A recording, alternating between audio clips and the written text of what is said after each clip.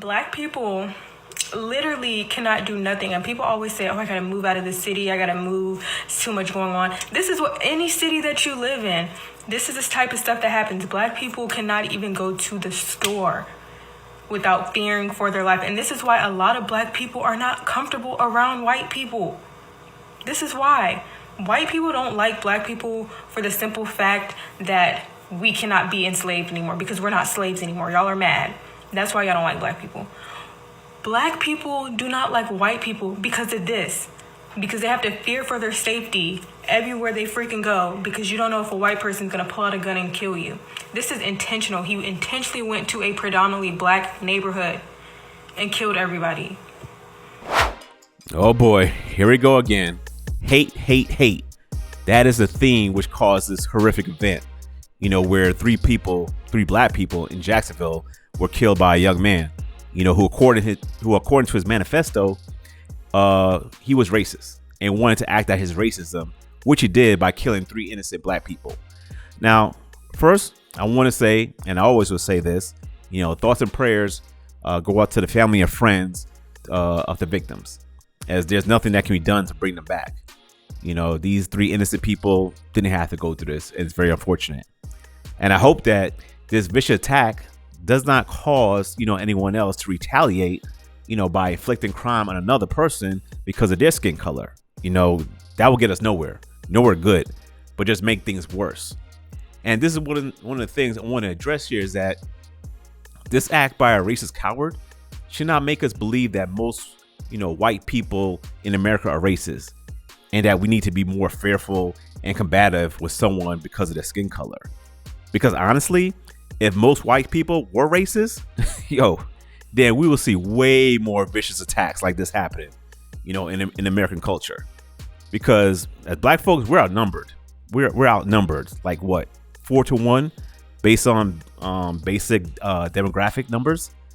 And we know that most of the guns legally owned in America are owned by who else? White people. So let's not have a knee-jerk reaction, as this is what the liberal media want us to do, and this is what they're gonna do. I mean, we have to be careful how the media will enhance and hype up the story to invoke more fear by spewing the rhetoric of white supremacy. And I won't be surprised if they try to tie this into a political narrative by involving Trump or Governor Ron DeSantis. I mean, the Florida governor, he even showed up in Jacksonville to offer support, and he got vilified by the crowd. Well, thank you for doing this. I want to just say to the councilwoman, I got you. Don't worry about it. We've already been looking to identify funds to be able to help, one, make sure there's adequate security for Edward Waters College. We are not going to allow these institutions to be targeted by people. Your policies cause this! We voted for you! Okay, listen, y'all. Let me tell you, we finna put parties aside. Cause it ain't about parties today. A bullet don't know a party. So don't get me started. Okay, Jacoby is nice, but Ann is not. Now, if the governor wanted to come here and he bringing gifts to my community, y'all know I'm taking the gift. Because we've been through enough already, and I don't want to go through no more. Now, y'all just be quiet just a minute, and let the governor say what he gonna say, and we gonna get this party started. You hear me? Okay, let's do it.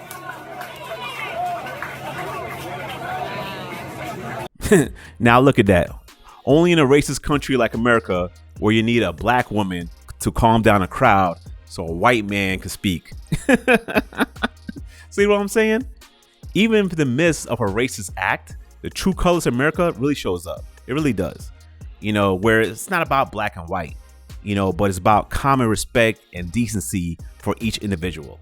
I mean, some people got mad for the governor showing up because they believe he's racist due to the whole African American Studies curriculum saga going on.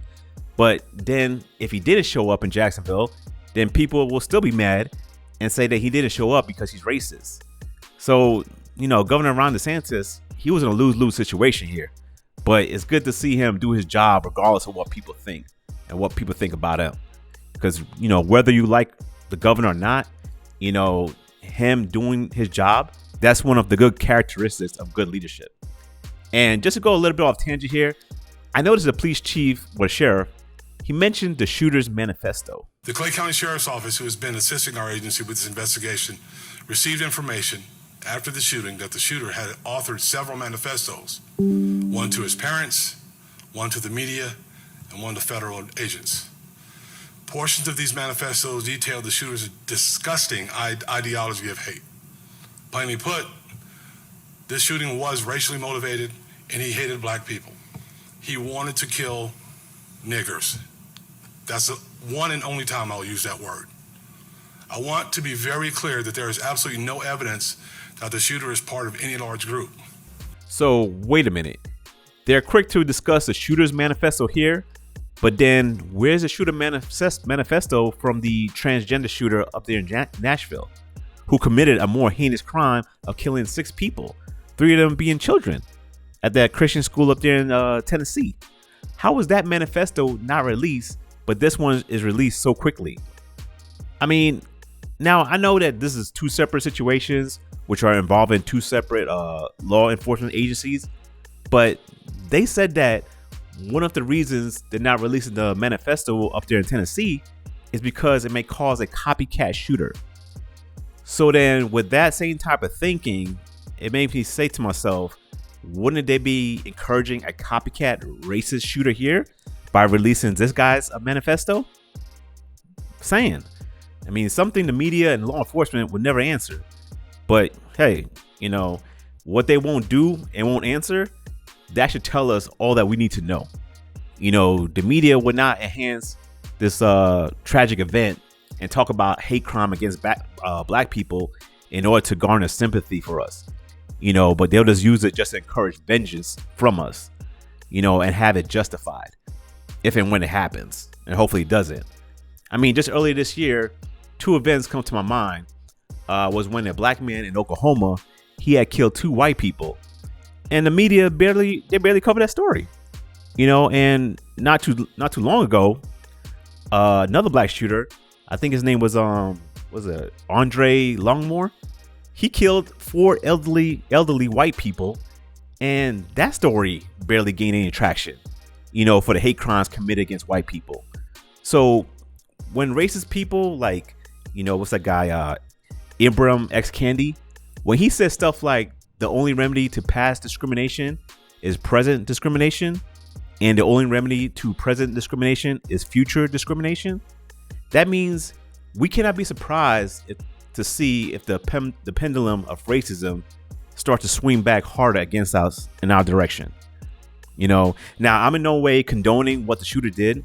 He deserves to rot in hell for what he did. But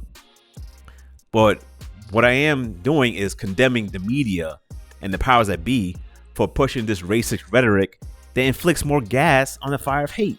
The fire of hate between the two races of black and white. The hype up the hate crimes that white people inflict on black people to enrage black people. Then they cover up the hate crimes that black people inflict on white people to silently enrage white people. I mean, to me, it's just sickening the way the media conducts this whole thing. And another thing the media is already using in this horrific event to accomplish is to turn this into an attack on our Second Amendment rights. However, kudos to the Florida sheriff for providing some logic when being questioned about the role the gun played in this particular crime. So it appears they did everything that they were supposed to do as a gun dealer. There was nothing indicating that he should not own guns. So then standing here on the other side of this podium, he possessed these guns legally. We know what he did with them. What could have been done? What should have been done? Well, we have to stop people that have bad intentions. Guns, the story is always about guns. The people are bad. This guy's a bad guy. If I could take my gun off right now and I lay it on this counter, nothing will happen. It'll sit there. But as soon as a wicked person grabs a hold of that handgun and starts shooting people with it, there's the problem. The problem is the individual. Now, guns are a tool that people use to do horrible things, but it's the individuals that wield these things. So we are working hard to try to stop that. But in this situation, in this case, there was nothing illegal about him owning the firearms. So the shooter abided by the laws and purchased the firearms legally. So the guns are not the issue, and they should not be. However, the media, I'm sure that will somehow, spin this and once again, blame Governor Ron DeSantis and Florida's gun laws. I mean, I tell you, black folks, come on, man, we gotta be wiser, not fall for this, man. Don't fall for this. But let me know. Leave a comment down below. Tell me, do you think America truly is a racist country?